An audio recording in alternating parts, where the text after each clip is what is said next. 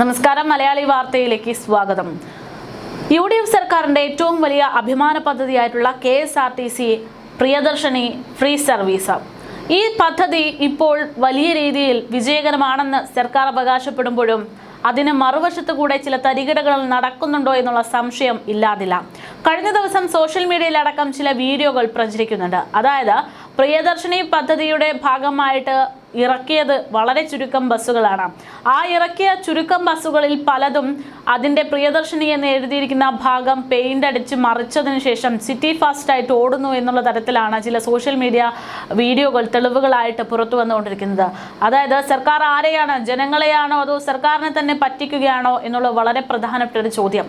ഇത്തരം ചോദ്യങ്ങളും സംശയങ്ങളും വിവാദങ്ങളും ഒക്കെ ഇതിനിടയിൽ ബസ്സിനകത്തു നിന്നുള്ള ഉദ്യോഗസ്ഥർ സർക്കാരിനെ പറ്റിച്ചുകൊണ്ട് കീശ നിറയ്ക്കാനുള്ള ശ്രമങ്ങൾ നടത്തുന്നുണ്ട് എന്നുള്ള വിവരങ്ങൾ വേറെ. അതായത് KSRTC ബസ്സിൽ നിന്ന് ഫ്രീ ടിക്കറ്റ് കൊടുത്തുകൊണ്ട് അതിന് പണം വാങ്ങി അത് സ്വന്തം കീശയിലേക്ക് ഇടുന്ന ചില കണ്ടക്ടർമാരുണ്ട് എന്നുള്ള വാർത്തകൾ നേരത്തെ തന്നെ പുറത്തു വന്നിരുന്നു. സമാന രീതിയിലുള്ള സംഭവങ്ങൾ ഇപ്പോഴും തുടരുന്നു എന്നുള്ള ഞെട്ടിക്കുന്ന വിവരങ്ങളാണ് പുറത്തു വരുന്നത്.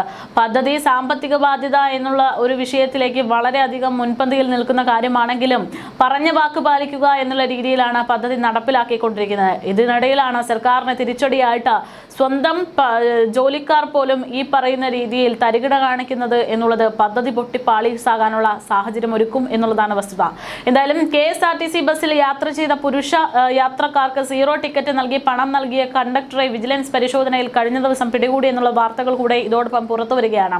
പെരുമ്പാവൂരിലെ ഡിപ്പോയിൽ നിന്ന് മൂവാറ്റുപുഴ ആലപ്പുഴ റൂട്ടിൽ സർവീസ് നടത്തിയ പ്രിയദർശിനി ബസ്സിലെ കണ്ടക്ടർ വിജയനെതിരെയാണ് കഴിഞ്ഞ ദിവസം നടപടി ശുപാർശ ചെയ്ത് അധികൃതർ വിജിലൻസ് വിഭാഗത്തിന് റിപ്പോർട്ട് നൽകിയിരിക്കുന്നത്.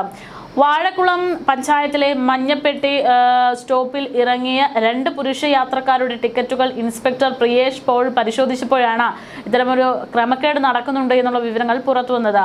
ഇവരുടെ കൈവശമുണ്ടായിരുന്നത് സീറോ ടിക്കറ്റ് ആയിരുന്നുവെങ്കിലും തങ്ങൾ കണ്ടക്ടർക്ക് പണം നൽകിയിട്ടുണ്ട് എന്ന് യാത്രക്കാർ പറഞ്ഞതോടെയാണ് കള്ളി വെളിച്ചത്തായത്.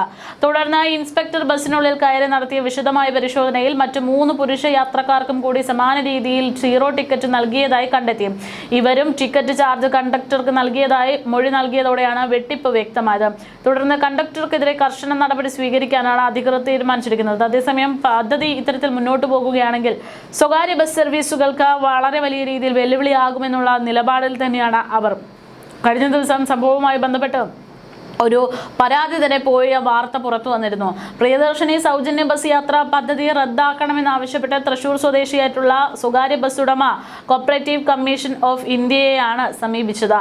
KSRTC ഓർഡിനറി ബസ്സുകളിൽ സൗജന്യ യാത്രാ പദ്ധതി നടപ്പിലാക്കിയത് കാരണം സ്വകാര്യ ബസ്സുകളുടെ മത്സരക്ഷമത ഇല്ലാതാക്കിയെന്നും KSRTCക്ക് മാത്രം നേട്ടമുണ്ടാക്കാൻ ഇടയാക്കിയെന്നുമാണ് ഹർജിയിൽ പറഞ്ഞിരിക്കുന്നത്. വിപണിയിലെ തുല്യ മത്സര സാഹചര്യം എന്ന സാമാന്യ നീതിക്ക് വിരുദ്ധമാണ് സർക്കാർ പദ്ധതി എന്നും ഇത് നടപ്പിലാക്കിയതോടെ സ്വകാര്യ ബസ്സുകളിൽ നിന്ന് നിരവധി സ്ത്രീകൾ അവരുടെ യാത്ര KSRTCയിലേക്ക് മാത്രം മാറ്റി എന്നുമാണ് അവർ ചൂണ്ടിക്കാട്ടുന്നത്.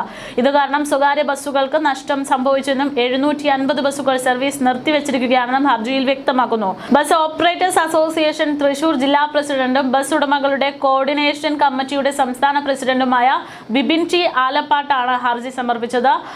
കോപ്പറേറ്റീവ് കമ്മീഷൻ ഓഫ് ഇന്ത്യ ഹർജി ഫയൽ സ്വീകരിച്ചു എന്നുള്ള വിവരങ്ങളാണ് പുറത്തുവരുന്നത്.